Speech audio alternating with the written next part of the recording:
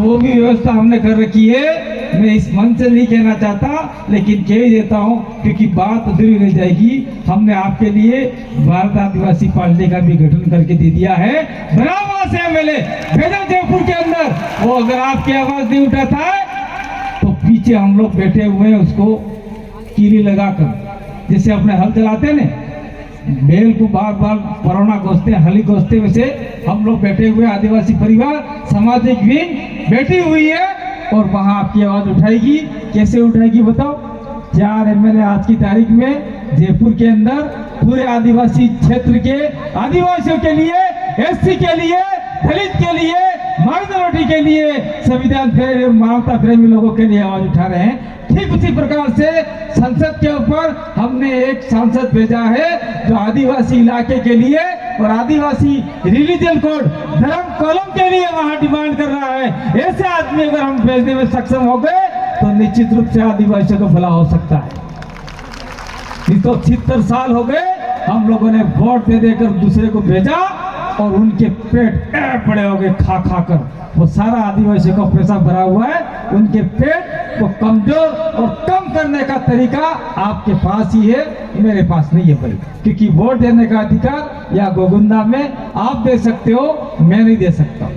और दूसरा हमने ये भी तय किया है कि आपके गोगुंदा के अंदर जो भी आदमी चुनाव लड़ेगा वो गोगुंदा का ही होगा, बाहर से नहीं होगा। मैं डूंगरपुर से आके यहाँ चुनाव नहीं लड़ूंगा, गोगुंदा का आदमी जाडोल में जाके चुनाव नहीं लड़ेगा, जाडोल का आदमी गोगुंदा में आके चुनाव नहीं लड़ेगा। ये स्वायत्ता हमने आपको दे रखी है, इसलिए ये बात ध्यान से सुनिए। दूसरी बात, मैं एक लास्ट बात है कि अपनी बात खत्म कर दूंगा।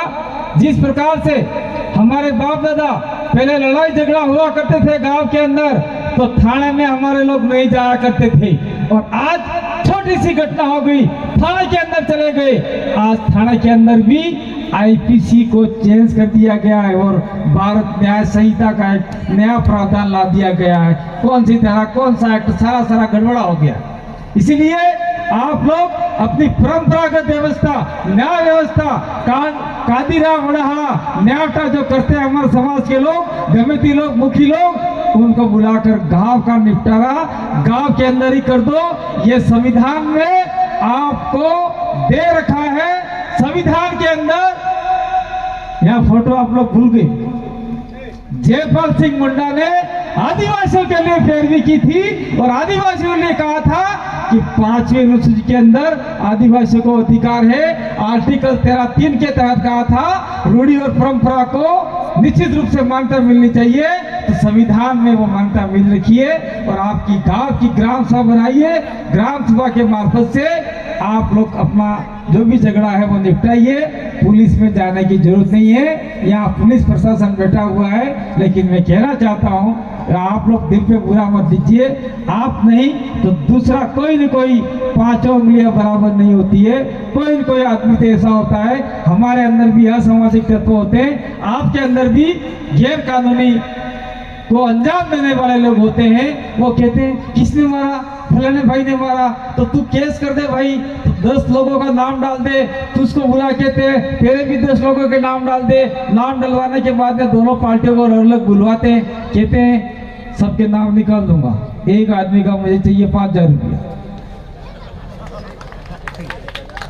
देखो पुलिस वालों के ऊपर गलत विचार देखना मत, क्योंकि कोई एक पुलिस वाला होता है, सारा नहीं होते। तो 5,000 में सारा नाम निकाल देता है, 2-4 नाम रख के फिर वो भेज देता है। ऐसा एक काला कोट वाला होता है। फिर वहाँ पर जैसे हमारे यहाँ कोई आए बैठे हुए 1-2 वकील साहब, रोशन जी सोनघाट से, तो उनका मैं आपको भी ऐसा नहीं कह रहा हूँ, मैं आपका उदाहरण दे रहा हूँ।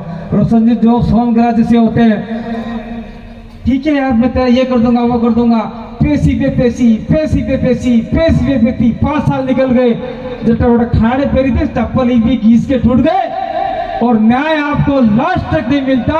कोई आदमी मर जाता है, समाधि में चला जाए, जला देंगे, लेकिन न्याय नहीं मिलता। 10 साल बाद में न्याय मिलता है तो किस काम का।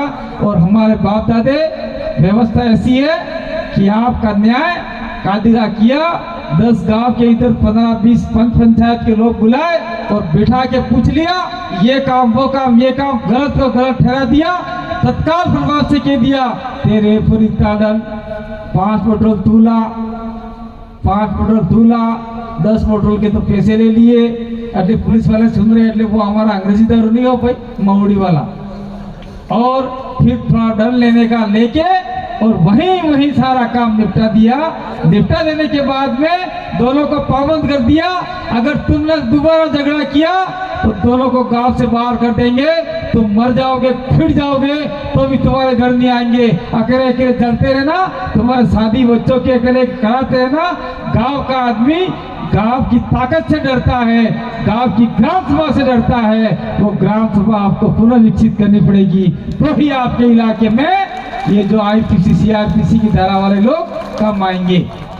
इसका मतलब ये नहीं है कि काले वैल्यू उठने पुलिस वाला ये नौकर जात मारे साले तारने साले, ये नहीं कहना है। अगर ये कह दिया तो वो आपको 2 डंडे मारेगा और हम भी बचाने नहीं आएंगे।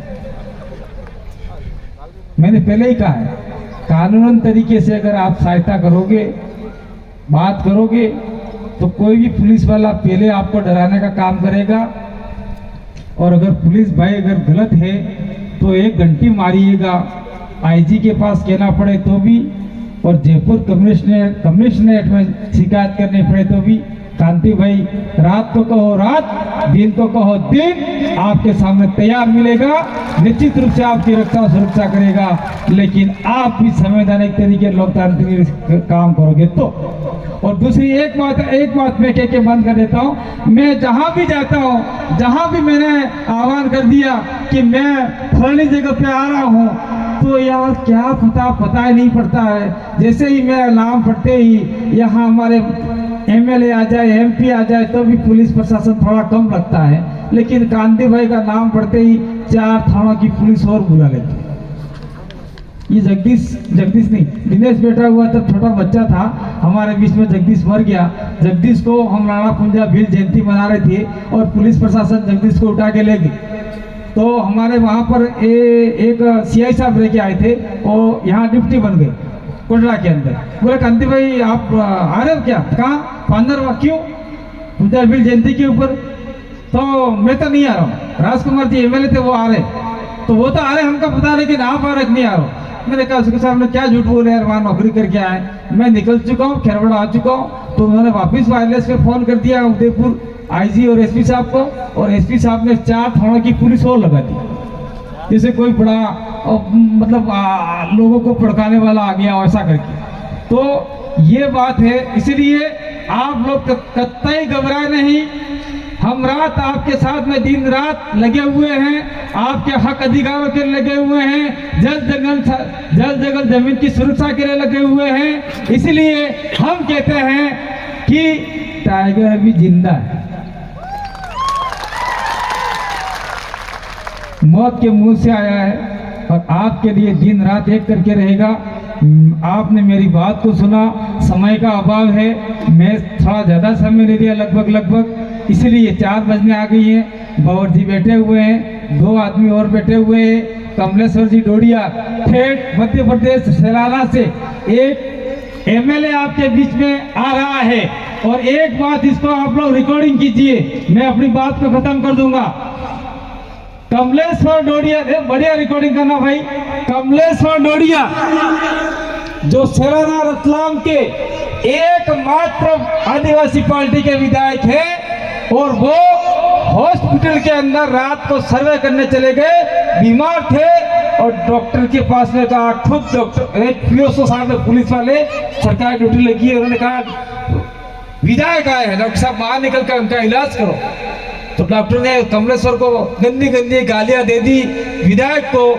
तो एक विधायक को गंदी गालियां दे दी, सारा बिगड़ा फोगला मामला, तो क्या इलाज करवाना है, तो क्या दादागिरी करेगा, मैं डॉक्टर मेरी चलेगी, ऐसा करके उनको बदनाम किया, अपमानित किया।